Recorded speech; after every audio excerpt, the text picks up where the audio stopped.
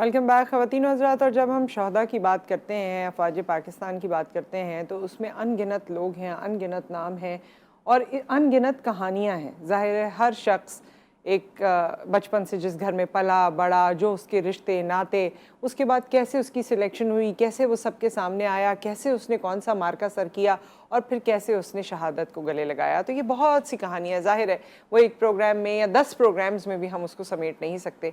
लेकिन आज जो लोग हमारे साथ मौजूद हैं, शहीद की फैमिलीज़, जिस तरह मैंने आपको बताया, वो हमारे साथ मौजूद हैं और मैं बहुत ममनून हूँ एज अ टीम ऑल्सो कि आज इन्होंने वक्त निकाला और यहाँ पर तशरीफ़ लाए। सबसे पहले हम बात करेंगे कैप्टन उमर फ़ारूक चीमा की। कैप्टन उमर फ़ारूक चीमा, उमर फ़ारूक नाम भी आप देखिए और फिर काम भी उनका वैसा ही। शहीद के वालिद इस वक्त हमारे साथ मौजूद हैं, मोहम्मद सफदर चीमा साहब, अस्सलाम वालेकुम। और हमारे साथ उनकी वालदा मौजूद हैं, राहिला बानो साहिबा, अस्सलाम वालेकुम। कैसी हैं आप? हम ज़ाहिर है आप लोगों को खराज तहसीन पेश करते हैं और आज का प्रोग्राम शहदा के लिए ही खराज अकीदत है।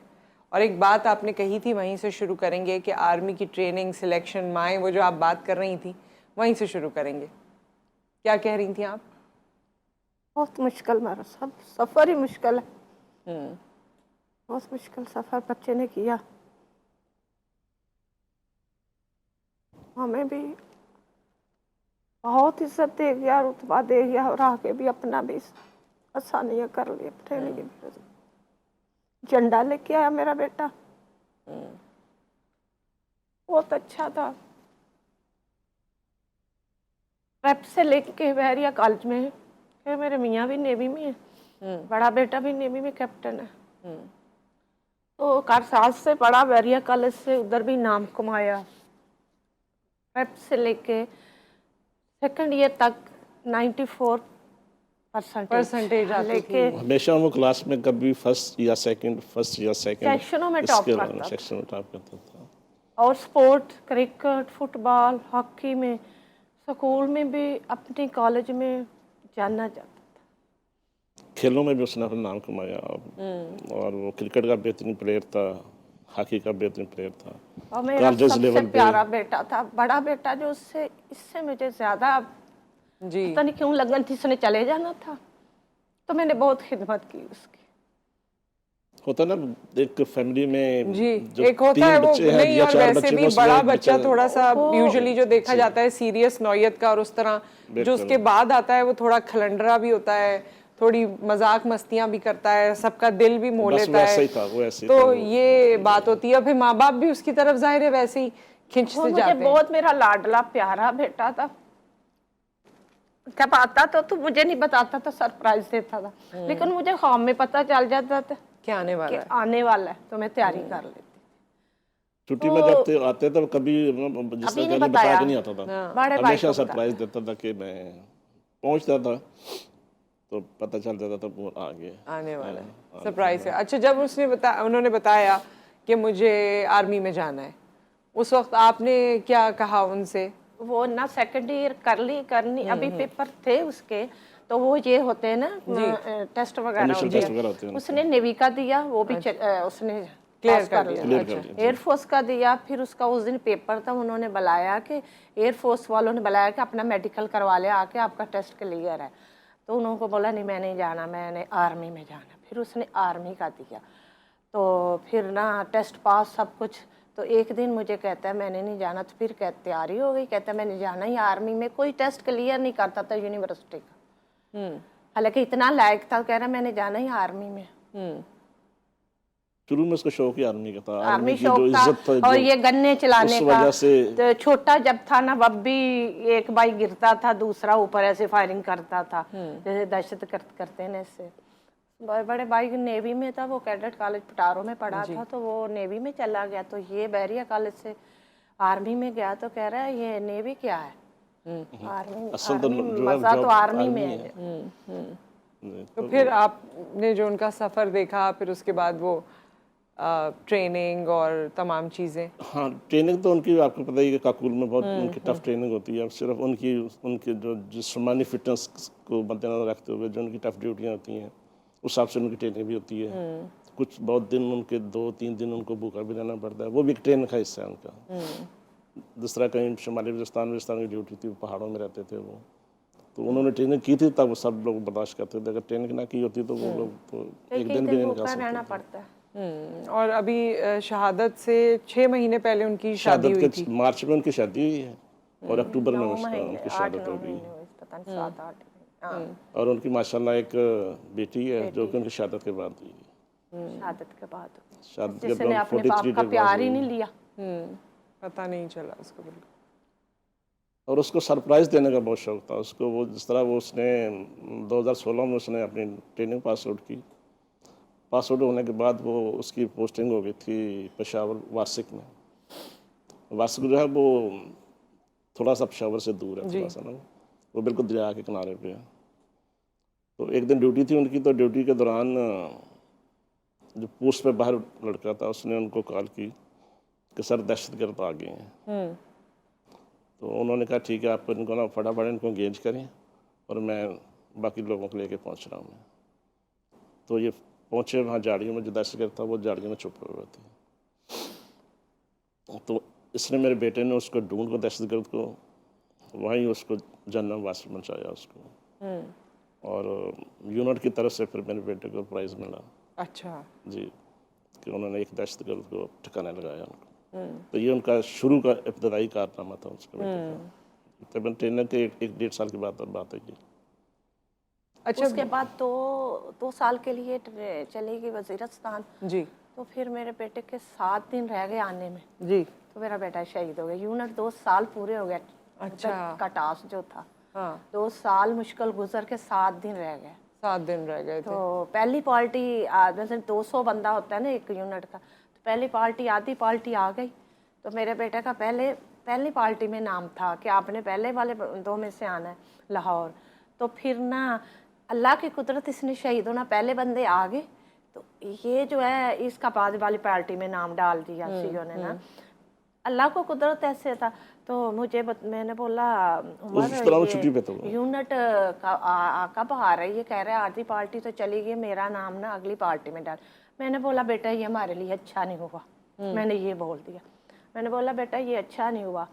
तो कहता फिर क्या करे? तो वो उसमें ये दूसरी पार्टी में नाम आया, तो 7 दिन रह गए आने में, मेरा बेटा शहीद हो गया। जब शहादत के मामलात हुए, जाहिर है वो तो जो है मैं अभी उसके बारे में पूछूंगी कि क्या वाक़या हुआ, लेकिन उस वक्त क्या आपको घर में, मैंने बहुत लोगों को जब भी शहदा के वालिदैन को ख़ास तौर पे इंटरव्यू किया है तो वो एक बात कहते हैं कि हमें बेचैनी सी थी। बेचैनी मुझे भी थी। मैंने खुद फोन किया यूनिट में ये एक दिन मैंने बोला मेरी रोज़ाना जल्दी से बात कराए।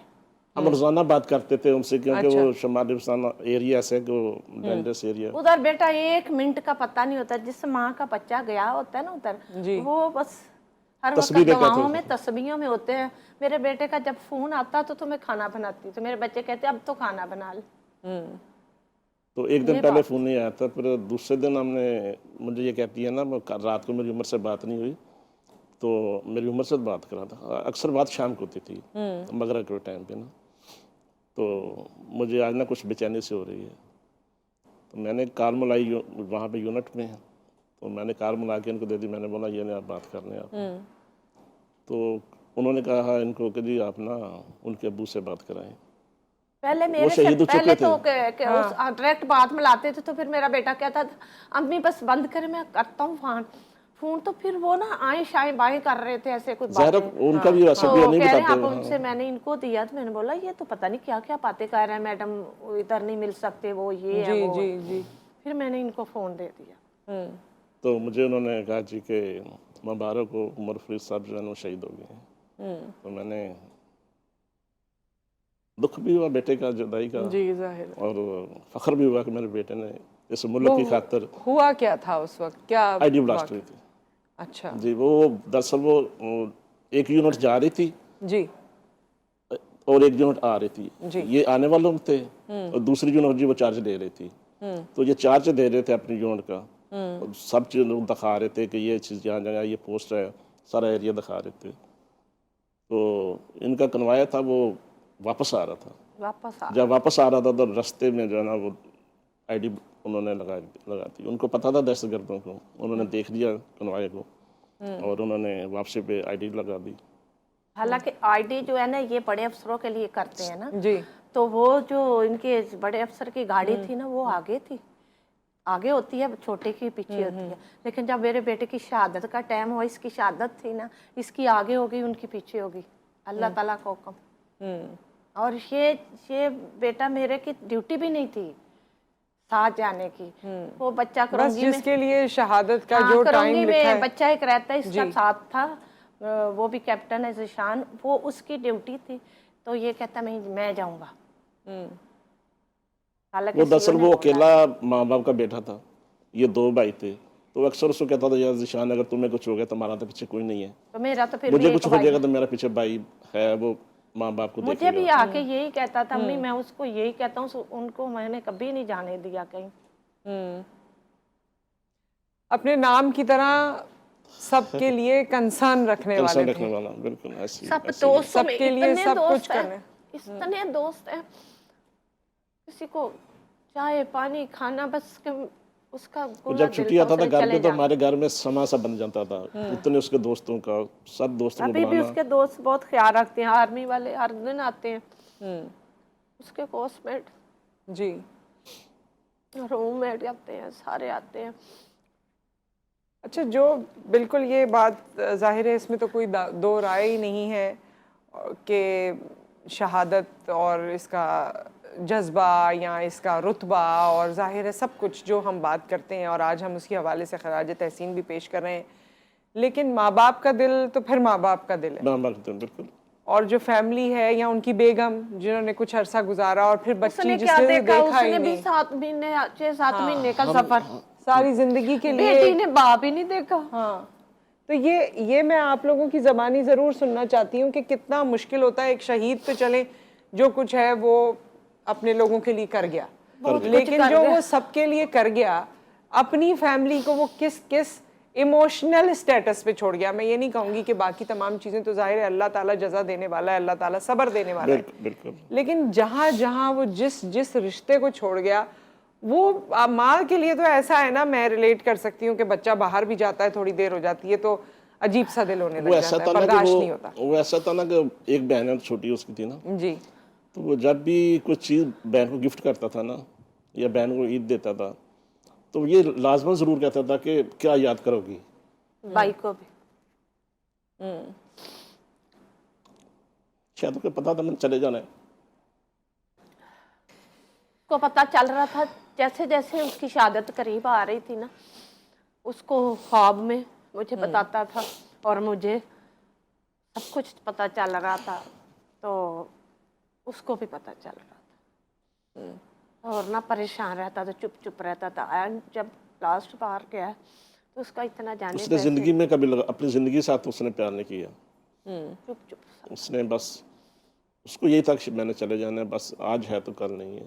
बस यही कहता था, माँ खाने दे पीने ऐश करो, आप भी करो मुझे भी करने दे। आर्मी वाले को कोई पता नहीं होता कब वो शहादत को गले लगा लें। जी, और हकीकत है जी बिल्कुल। जितने लोग कहता भी बेटा जो भी बॉर्डरों पे है ना, जो भी बलूचिस्तान में, सब उनकी माँ, किसी को सुकून नहीं है, किसी भी फौजी देख उनकी वजह से हम लोग तो सुकून से सोते हैं, वो तो ड्यूटी दे रहे होते हैं इस मुल्क की खातिर। यकीन करें मेरे 2 साल मेरे बेटे के मुझे एक एक मिनट का पता है, और दिन को भी सदका और रात को भी सदका और दुआएं, तो फिर वो एंड में जाके शहादत में बदल गया। लेकिन इसका जाहिर है ये अल्फाजों से, अल्फाज मरहम का काम नहीं कर सकते। जो माँ का दिल है ना वो किसी बात पे मुतमईन नहीं होता, क्योंकि अपने बेटे को वो सामने देख नहीं सकती, लेकिन शहीद जिंदा है, अल्लाह ताला ने कहा है, और हमारा तो यही ईमान है, और अल्लाह ताला आपको इसकी जजा दे, आपको सब्र दे इस दुनिया में, और इसकी जजा जो है वो हर चीज से बढ़कर है। 24 साल का था जब शहादत हुई, माओ के बेटे आए थे आर्मी में गया, शादी भी करा ली, बच्ची भी हो गई, ये सारे काम अल्लाह ताला ने जल्दी जल्दी करा के चला। और वो कहता था मेरी जल्दी जल्दी करते हैं, हमने उसके कहने पे उसकी शादी जल्दी की। अल्लाह के बड़े भाई की नहीं हुई थी, कहता मेरी शादी करे, सब काम हो गए, बच्ची भी निशानी देनी थी, सब कुछ करके चला गया, शहादत ले ली। हालांकि उसके अल्लाह 200 ताला उनकी शहादत को कबूल करे, आप लोगों को जजा दे इस दुनिया में भी और आखिरत में भी। अब जाहिर है माँ बाप के दिल से कोई पूछे तो उनको तो समझ नहीं आती कि कैसे ये होगा, क्या होगा, लेकिन हर शय पर कुदरत रखने वाला हमारा रब है, वही जाना तो जानता है। जाना तो सब रोज माओ के बच्चे शहीद भी होते हैं, एक्सीडेंट से जाते हैं, लेकिन शहादत का कोई ऐसा हो और ही कोई जी उसका तो दर्जा ही मुख्तलिफ है। एक ब्रेक यहाँ पर आ गया, ब्रेक के बाद हम हाजिर होते हैं।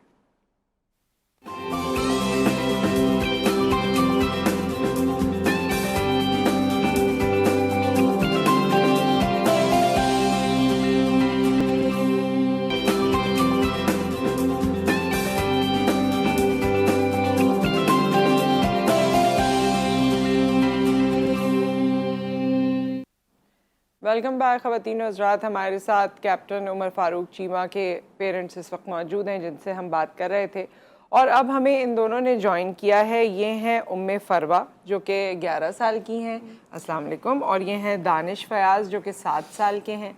ये बच्चे हैं DRS फ़याज़ अहमद के, रेंजर्स के शहीद हैं। 2017 में उनकी शहादत हुई, और ये उनके छोटे बच्चे हैं। बड़े बच्चों में बेटियां हैं, 7 बहनें हो आप लोग और 2 भाई हैं, तो ये दोनों सबसे छोटे हैं, है ना। सो बड़ा बेटे मुझे मुश्किल भी होती है आपसे बात करते हुए, अभी हमने पहले भी बात की, तो ज़ाहिर है बड़ा डिफ़िकल्ट मोमेंट हो जाता है। 2017 की कोई याद आपके जहन में है अब्बू के बारे में? आप और छोटी थी, 6-7, कितने साल की थी? 5-6 साल की। याद है अब्बू क्या हुआ था? वाकया पता है आपको? पूरा नहीं पता। क्या याद है फिर? ब्लास्ट हुआ था शक्कर में।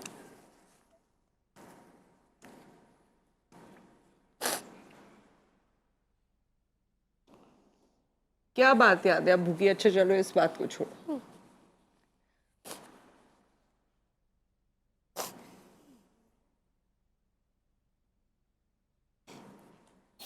ये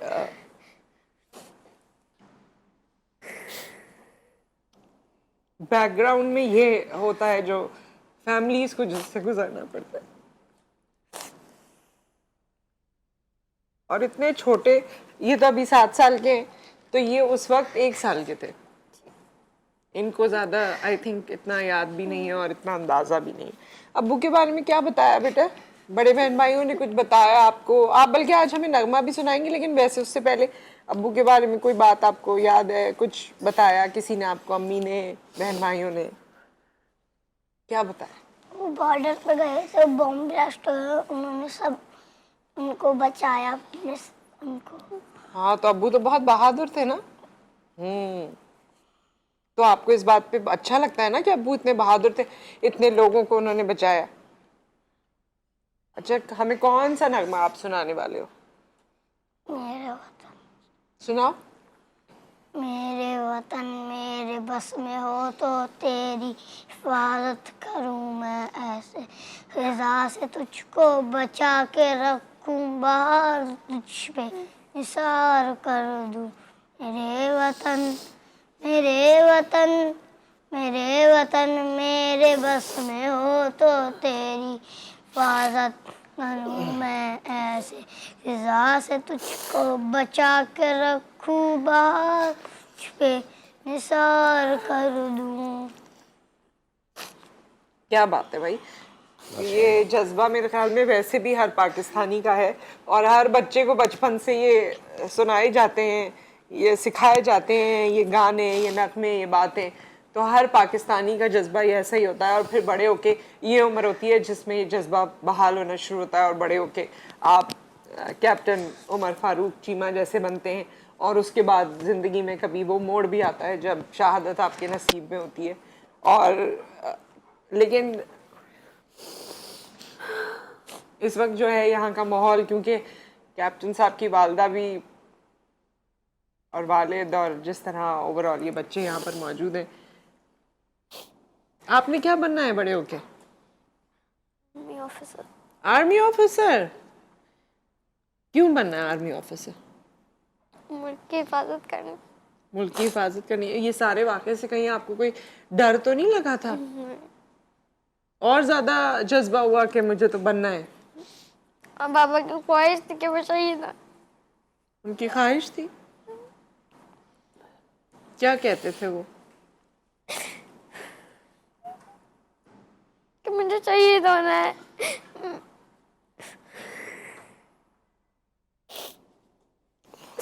अल्लाह ताला आप सबको सब्र दे। और जब बाबा की ये ख्वाहिश थी और बाबा ने ये बात कही थी तो, और आप प्रोसेस में जाना है, लोगों के लिए काम करना है, बाबा के नक्शे कदम पे चलना है, तो फिर हिम्मत भी रखनी है ना? देखिए बच्ची ने अपने अंदर वो जज्बा पैदा किया कि मैंने उसमें जाना है, मैंने भी अपने पापा की तरह अपने कारनामे अंजाम देने हैं। जी। लेकिन ऐसा नहीं है कि वो ये कहें जी नहीं मेरा पापा शहीद हो गया तो मैंने नहीं जाना। हाँ, ये कितनी जज्बा बड़ी बात देखिए है। नहीं बच्ची का, बिल्कुल कितनी बड़ी बात है ये बहुत बड़ी बात है कि उस चीज़ से, वरना खुदा ना खास्ता कोई कार एक्सीडेंट हो जाए, कोई ऐसी बात हो जाए या कोई ऐसा वाक़या हो जाए तो लोग कहते हैं अब ये नहीं करना, ये नहीं करना, बिल्कुल ये चीज़ नहीं करनी है। बिल्कुल। लेकिन अफवाज पाकिस्तान के लिए यहाँ जो हमारे जवान जिस तरह तैयार होते हैं, जिस जज्बे से जाते ये हैं, एक मुल्क के साथ मोहब्बत का और एक शहादत का एक वो जज्बा है ये। काफी सारे लोग हैं जिनके बच्चे, एक भाई रह गया था, वो भी गए हैं आर्मी में, दोबारा गए हैं। एक बेटा हमारे जानने वाले गए, उनके बच्चे 2 के शहीद हुए, फिर आर्मी में गए हैं बच्चे, फिर दोबारा गए। हाँ कहते हैं कि हमारे अगर 4 भी होते हम हाँ, सबको ऐसी भेजने के लिए बहुत तैयार सी माओं को मैंने कहते हुए सुना है कि मेरे 4 बेटे होंगे, मैं चारों को मुल्क के लिए कुर्बान करने के लिए तैयार हूँ। तो ये हमारे ये है लोगों ना का कि ये जज्बा है। अभी हम उमर फारूक शहीद हुए तो हमारा हर पल उनसे तल्लक रहता है, आना जाना, कोई दोस्त आ गया, कोई वैसे आ गए, जी प्रोग्राम जो दिन होते हैं जी। उन पे आना जाना। ये ऐसे थोड़ा शहीद जो वैसे जो एक्सीडेंट वाला या वैसे उनके साथ कोई थोड़ा ऐसे करता है। हाँ, ये बहुत अपनी एक पूरी लेगेसी, अपना एक पूरा मकाम और अपनी सारी बहुत कुछ ऐसी चीज़ें, यादें, बातें छोड़ जाते हैं जो इंटैक्ट रहती हैं सारी जिंदगी। अच्छा फरवा ये बता रही थी कि आज ये यहाँ पर ये दोनों छोटे आए हैं क्योंकि वालदा इनकी जिस तरह जाहिर है यौम शहदा है तो इवेंट है, वहाँ पर उनको जाना था। और बड़े बहन भाई जो हैं वो कहाँ हैं? खाला के पास गए। वो किसी और शहर में? अच्छा, तो आप दोनों यहाँ पर हैं। मेरी एक बहन भी है, वो मम्मा के साथ गई भी है। अच्छा, ये आपको आज मौका मिला। बिल्कुल ये बड़ा मुश्किल टाइम होता है कि जब आप अपने प्यारों के बारे में या स्पेशली पेरेंट्स के बारे में बात करते हैं जब वो चले गए होते हैं दुनिया से, लेकिन आप आज उनको रिप्रेजेंट कर रही हैं। आज आपको ये मौका मिला है कि आप अपने अब्बू को रिप्रेजेंट करें। आज आप उनकी बेटी के तौर पे यहाँ पर आई हैं। बिल्कुल। तो इसमें आपको फील हो रहा है कि मेरे बाबा ने इतना बड़ा काम किया कि सारे लोग उनके बारे में बात करते हैं। क्या कहते हैं कोई आपने सुना होगा ना आपके बाबा के बारे में, उनकी बहादुरी के बारे में, वो कैसे इंसान थे, उनके जो कॉलीग्स थे, दोस्त थे या उनके यूनिट के या जिस तरह लोग थे, कोई क्या कहते हैं वो? कभी सुना आपने? अम्मी ने कुछ बताया हो या आपके सामने कोई बात हुई हो? याद नहीं है अभी याद नहीं, कोई बात नहीं, वक्त हमारे पास कम। अच्छा बेटे, दिल में कोई ऐसी शेर सुनाना। शेर सुनाना? सुनाओ बिल्कुल। शहीद की जो मौत है वो कौम की हयात है, शहीदों की यादें दिलों में बसी हैं, वफाएं शहीदों की याद आ रही हैं। बाबा रोटी है, कपड़ा है, मकान है। बाबा छोटे से नन्हे से परिंदे का बड़ा आसमान है। बाबा रोटी है, कपड़ा है, मकान है। बाबा नन्हे से परिंदे का बड़ा आसमान है। बाबा है तो घर में सुकून और आराम है। बाबा है तो सारे सपने हैं। बाबा है तो बाजार के सारे खिलौने अपने हैं।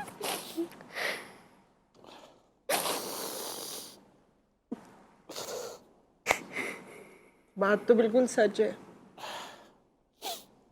मगर बाबा बहुत बड़ा काम कर गए हैं और बाबा बहुत बड़े मकाम पर चले गए हैं। और बाबा हैं, जो शहीद होता है ना वो होता है। बिल्कुल। बाबा हैं, आपको नजर नहीं आते लेकिन बाबा हैं। वो आपका ख्याल रख रहे हैं, आपको देख रहे हैं, वो आप बातें किया करें उनसे। अल्लाह आपके लिए आसानी करे। और बहुत मुश्किल टाइम ये था इन बच्चों के साथ भी। थैंक यू आप यहाँ पर आए, मुझे आपसे मिलके बहुत खुशी हुई बेटे। और हमारे साथ कैप्टन उमर फारूक चीमा के पेरेंट्स भी मौजूद रहे और बहुत सी बातें हम आपसे करते रहे। बहुत शुक्रिया आप दोनों का, तशरीफ़ आवरी का, यहाँ आने का, हमें इज्जत बख्शने का बहुत बहुत शुक्रिया। यहाँ पर एक ब्रेक आ गया ख़वातीन और हज़रात, ब्रेक के बाद फिर आपसे मुलाकात करते हैं।